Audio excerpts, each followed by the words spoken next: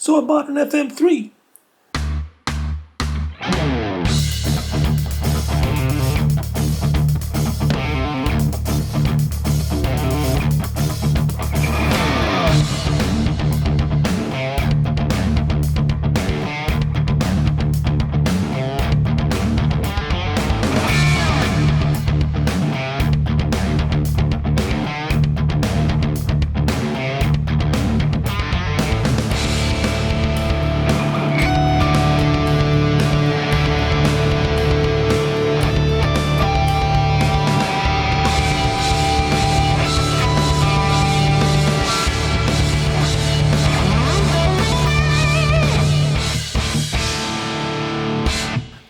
Channel.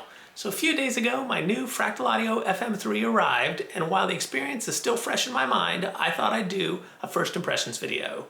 So up on deck today, we've got Fractal Audio's FM3, the good, the bad, and the ugly. Let's get started.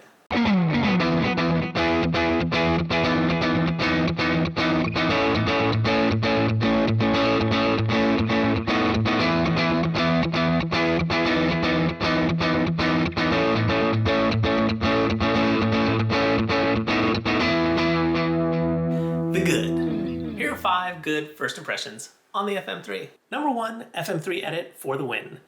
FM3 Edit is a well-designed app that makes it easy to create and edit tones on the FM3. Number 2, the FM3 has some of the best sounds I've heard on any modeler or software plugin.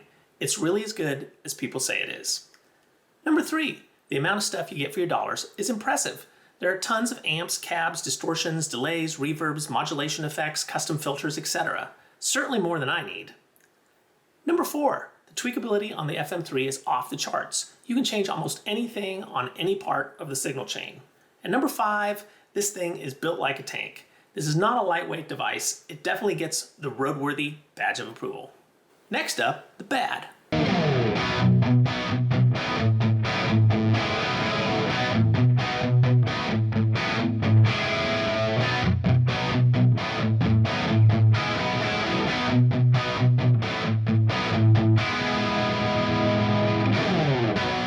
The Fractal Audio FM3 is a cool device, but there are things that could be improved, and so for the bad, I've got 3 first impressions. Number 1, their packaging from a marketing perspective kinda sucks. I get that these guys are gearheads, but seriously, hire a product manager or a designer that understands packaging. If you've seen any unboxing videos on the FM3, you'll see just how basic the experience is. Number 2, the sample rate on the digital I/O on axefx series devices is 48 kHz. Now the Fractal folks have their reasons for this, and yes, I've read Cliff's stance on the Fractal wiki, but this means I'll have to figure out upscaling to 96 kHz or switch to 48 kHz sessions when I'm recording. I'm still thinking about how I'm going to deal with all of this. Mind you, I'm not a full stack pro engineer producer, and so these things kind of make my head hurt. And number 3, it has a USB Type-B connector. This is likely tied to the motherboards they're using, but still, a USB Type-C connector would be nice.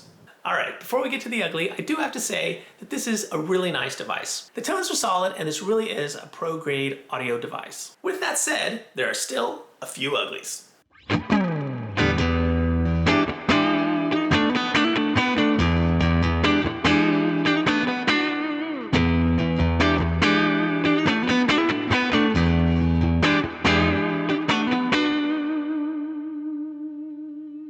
Number 1, they don't include a USB cable in the package. Seriously, I don't get this one.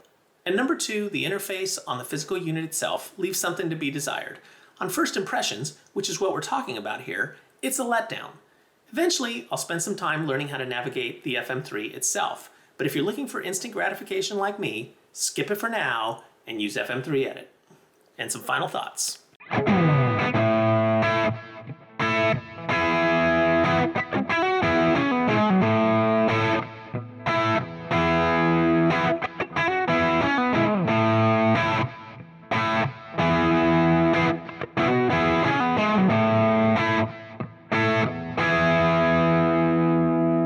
If you're a Fractal Audio player and you're watching this video, thank you. Obviously, you can tell that I'm a total newbie at this, and I've got a long way to go. And if you're a non-Fractal player and just curious about the FM3, I'll say this. If you're looking to replicate tones, as in your band just recorded a great album and you need to replicate those tones live, the FM3 does that in spades. Or if you're in a cover or tribute band and you need to replicate lots of tones, the FM3 does that as well. On the flip side, the FM3 is not tactile like a pedal.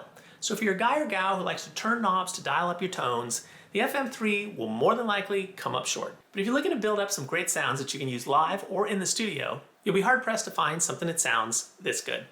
As for me, I'm gonna go spend some more time on the Fractal Audio FM3 and see if I come out the other side a raving fan. Dang, that Fender Deluxe really does sound better on the FM3. All right, that's a wrap. Thanks for hanging out. Don't forget to like and subscribe, and we'll see you in the next video. Rocks out.